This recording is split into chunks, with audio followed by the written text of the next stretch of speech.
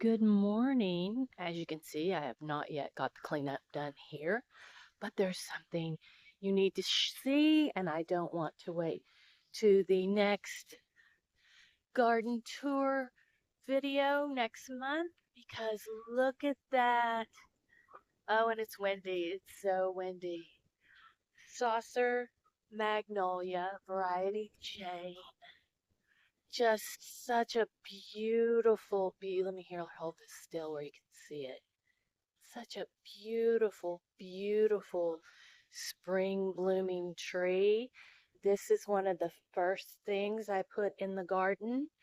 And if you want to strike up random conversations at the garden center, then put one of these on your cart and walk around the store. But it's been here for 2 years, and I looked up yesterday and it was blooming. So, such a beautiful sign of spring. And so much is happening in this bed. So much. Gotta get to it. We already feel like we're running behind. But yeah, I wanted to show you that today, this week. I didn't want to wait till next month's video because it's the the bloom season of a saucer magnolia is so incredibly short, but so incredibly gorgeous. As is, look at that view. Look at that view.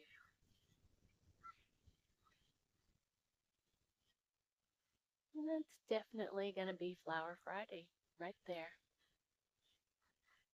Well, spring madness is definitely upon us. Starting with the weather, anybody who's lived in Oklahoma for any length of time knows that when News on Six has the entire weather team in the station, tornado season is upon us. We and and the way you know it's going to be really really bad is when Travis Meyer takes off his suit jacket and rolls up his sleeves. It's going to be a long night when that happens. So we had our first round of stormy weather a couple days ago, and there were some tornadoes in the area and damaging winds. Fortunately for us, that we just got much needed rain. We didn't have any damage of any sort. And then the next day was 80 degrees and very very windy, and so so weeds are popping up everywhere in the garden, as long as along with some beautiful things. So that feeling I get of I'm already behind, I must get going is upon me. And then last night we had a second round of storms, which there was possibility of tornadoes, but we were in the area that wasn't that great of a chance. So we did have a bit of rain, some pretty good rain overnight because it woke me up a couple of times. I'm about to go out and see if there's any damage around the property. I don't think so, just from looking from the windows and whatnot. And already this morning, we have had such a shift in weather. When I first got up, it was, there's puddles of water, but the sun is shining. It was fairly quiet. And then suddenly it looks like we might have a little more rain, although it's supposed to be moving out. And it's gotten really, really windy, and it's cold wind. Day before yesterday, it was a warm wind. Today, it's cold. Welcome to spring in Oklahoma. So first things first, we got our cup of tea. Monet's water lilies. Aren't those pretty? Pretty cup. So yeah, I've got my boots on. I'm gonna go take a quick walk around the garden and make sure that there's nothing big down. We always have a bit of limbs that come down in a storm, but usually, I don't think there's probably anything major. But let's go take a look. And just in case it starts to rain again, I've got my waterproof jacket on, which feels kind of good because the wind's chilly. Okay, let's go. Let's go see what's happening in the garden. In the gardening.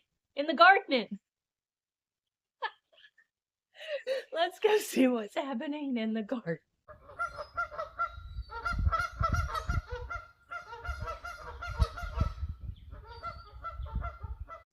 First things first, it's hard to know how much rain you got when your rain gauge blows over. So we really need to buy a new rain gauge this year. That one is not working. We had almost over 2.5 inches before last night, but I can check the Oklahoma Mesonet and see what they say. But first, let's take a little pan over here. My salad greens are finally coming up in here. We've sown them twice. Yay. There's probably some weeds in there too, but they're coming up, and strawberries are looking good. So, okay. Well, we don't know how much rain we got. We'll check the mesonet for that. And let's go see if we've got any what it looks like out around the garden. So the flowering quince is still putting on a show, and it's stunning. But look, the forsythia, it's almost done. That's how quick spring flowers can go. Oh well, there's always next year. So this is what we usually have whenever we have rain and storms, just bits of twigs and chunks of dead wood that blow down. And so pickup sticks will definitely be on the agenda, although it's always on the agenda. It's just an ongoing thing when you have a lot of trees, which trees are awesome. So we're not complaining by any means. So all in all, things look pretty good. No storm damage of any sort. No trees down.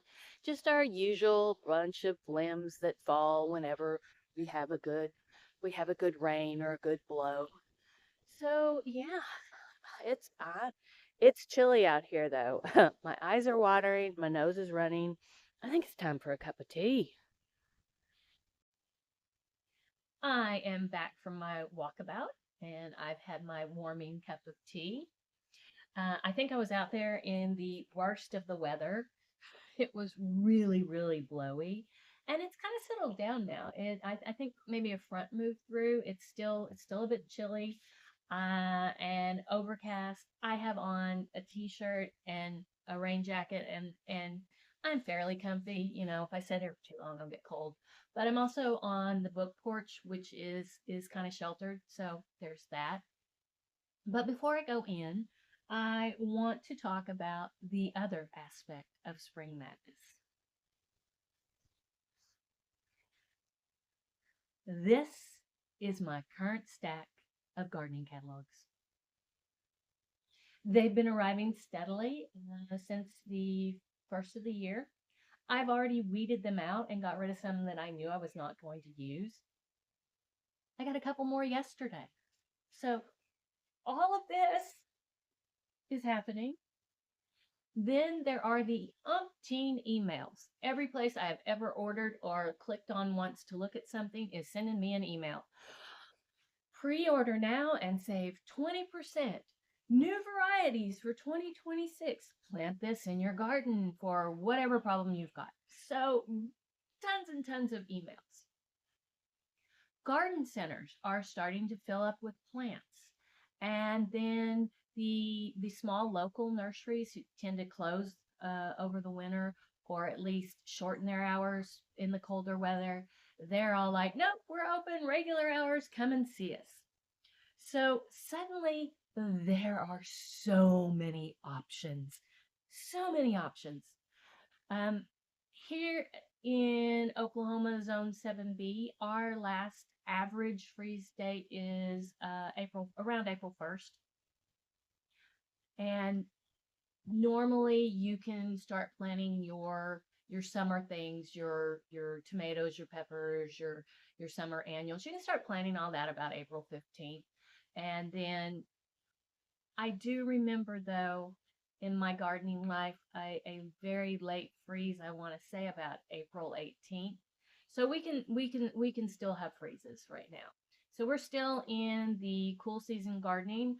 You can move perennials right now. It's time to start pruning, which I'm looking at stuff going, oh my goodness, I got to get pruning, that sort of thing. But we're away. We're still a bit away from the planning all of our summer things. Now, normally I start my spring plant shopping. I will occasionally pick up a perennial here and there in the early spring, but for the most part, I do my big spring plant shopping starting the first part of April. I will save my catalog and online shopping. I save that for things that are harder to find, and a particular species or of something that I'm not finding locally. But for the most part, I try my best to shop locally, and I will probably make about an hour radius around and hit all the plant places. And I will also go to garden festivals and garden club plant sales and plant swaps for, so yeah, April, we will be just bringing in all the plants. But before then, and I really need to listen to my own advice, before we head out and we get to the garden center and we're just like, look at all the pretties. Look at all the pretties. I must buy all the pretties. Before that, let's talk about a few things to help us decide what plants to buy. So as I was sitting here, I started to get colder and I thought, oh, I could go inside or I could just put my Irish sweater on because this is really shows what spring in Oklahoma is like. I think this has been an upside down weather day. I think it was warmer this morning when I woke up than it is now. It's currently like 52 degrees, but I have my Irish sweater on and I'm toasty, and also it matches my nails that I got going on right now. And I even brought out my hat if necessary. So we are committed to this. We have our spot and we are committed to it. When I head off to the garden center this year and I'm going plant shopping, I want to keep some certain things in mind. The first one being, if you'll remember my very first video, planning and plotting the garden, I talked about my 2026 gardening goals. And one thing that I really wanted to do was to look for things that had late summer into fall into winter, to give me the garden more interest throughout those harder growing seasons. So it doesn't just shine at the very first of the season, but continues to shine. So that's going to be at the top of my list. That's my plants I'm looking for. That's what I want. And then the next thing is going to be my garden style. And let me just share how my style for my garden came about. And you can take what you need and adapt it however works for you. The other reason I wanted to stay out here on the book porch is because my inspiration for this chapter of Pemberley, Oklahoma, came to me when Facebook Memories this week showed me a video that I took on this porch. Now, we moved into this house in October, and so we didn't really do anything that first fall, other than a little bit of mowing. I plunked a few mums on the patio and the porch, and some pansies on the front porch for winter. But that's pretty much all we did that year when we first moved in. There were plenty of other things to do. So late winter was when I finally was, I had been, I'd been reading gardening books all winter long, but late winter was when I was starting to like really like, what's my plan? What do I want to do here? And then one day about 2 years ago, this book arrived, In the Garden with Jane Austen. Now, this is a book I have had for a really long time. Obviously, lost that copy in the fire, so I got a replacement. But I love this book. It is has types of gardens that Jane Austen would have seen in her life and where she lived. And so that day I was sitting here reading it, and I realized that the brick on Jane Austen's house looks very much like the brick on my house. And I was like, yeah. So that was my first inspiration was, oh, I can combine my love of Jane Austen and gardening. And then also it inspired my garden style. I've always loved English garden style, but there are many, many varieties of English garden style. And so, for instance, Jane Austen's house in Chawton, which was originally Chawton Cottage, is a very much an example of a cottage style garden.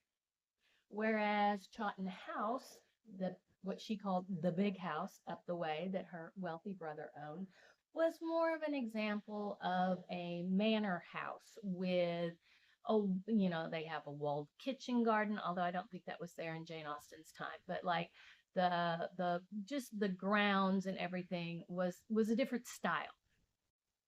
And then you have your estates, like Pemberley, which Mr. Darcy would have lived at, and most people think that Jane Austen was inspired either by Lyme Park or Chatsworth as the fictional home of Mr. Darcy for Pemberley.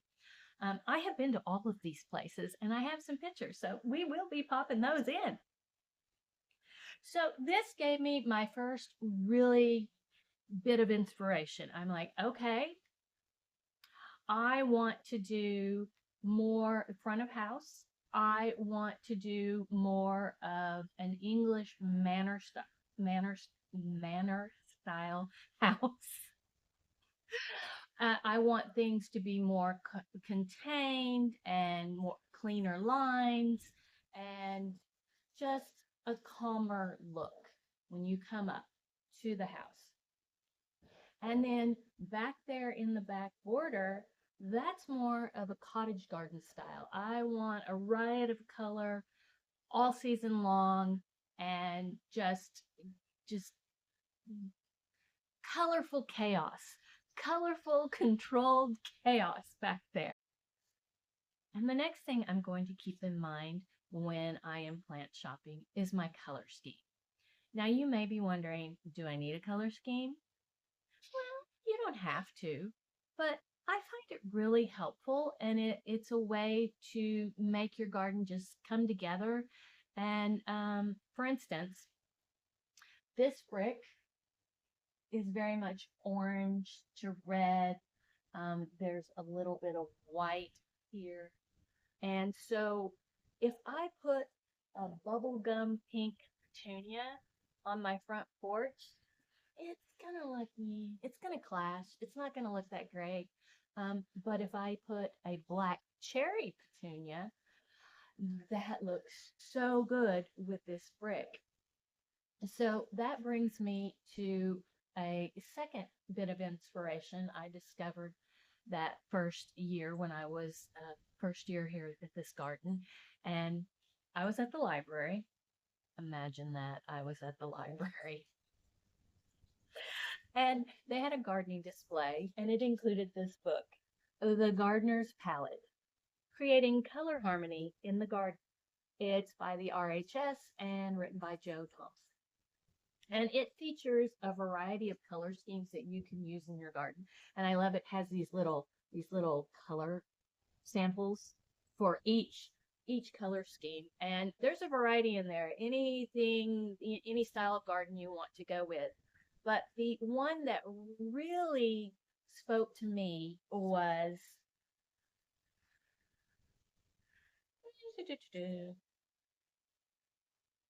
sunset.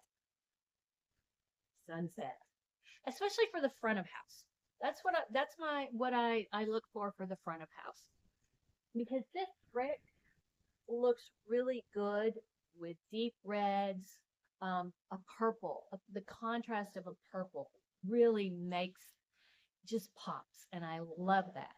So when I go plant shopping, I will keep my color scheme in mind. And so if I see a flower that's like a deep purple, uh, an orange, or a deep red, and it has like a tidy, upright habit, it's not going to get overly messy, and it's going to give me a long bit of color or whatnot.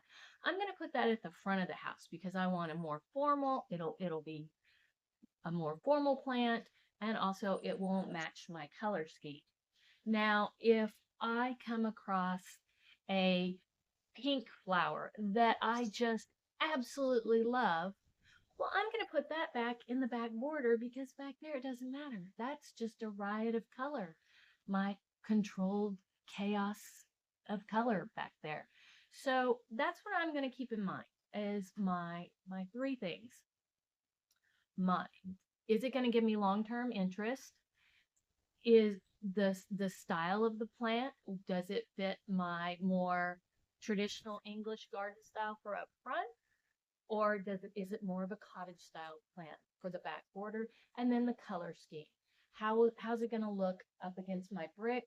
And if not, there's always space out in the back border because we have full sun to shade back there. So we have plenty of space back there. And then of course I'm going to leave room for the I must have that plant. I don't know what I'm going to do with it, but I love it and I want it. So I hope that gives you some ideas for when you go plant shopping. So keep that in mind and maybe make a few notes of what you're looking for this year. And that brings me to my final Friday thought. Your garden should be your happy place, not somebody else's happy place, your happy place. So if you have an unconventional style or you have a particular color that you absolutely love in the garden, go for it. Make your garden your own. And I would love to see any pictures you want to share. You can put those in the community tab here at Pemberley, Oklahoma on YouTube. I love to see other people's gardens. My garden continues to be my happy place. I am feeling a bit of spring madness. It's been a wild weather week. It's not been overly conducive to getting out in the garden, or pleasant to get out in the garden, actually. The wind has been the big story this week. And so, yeah, we've gone from hot and windy to cold and windy. We've had 2 rounds of storms. So yeah, I got my hat on now because it's chilling down. So yeah, stick around for a really good blooper. Blooper? Yes, blooper. That's what it's called. It's called the blooper. It's a really good one this week. And don't forget to check out the Flower Friday Fix here on YouTube in the community tab as well, and also on my Instagram, Pemberley, Oklahoma. And also, I think I'll be sharing some photos from our trip a few years ago to all the Jane Austen gardening sites, for a little bit of my inspiration of what I'm looking to achieve in my garden. So look out for those. And so happy Flower Friday, and we will see you next week. Oklahoma, where the wind comes sweeping down the plains, and the waving wheat can sure smell sweet when the wind comes right behind the rain. Yep. Oh, the wind is definitely whipping down the plains. And hopefully it won't be quite so windy. Bye, y'all.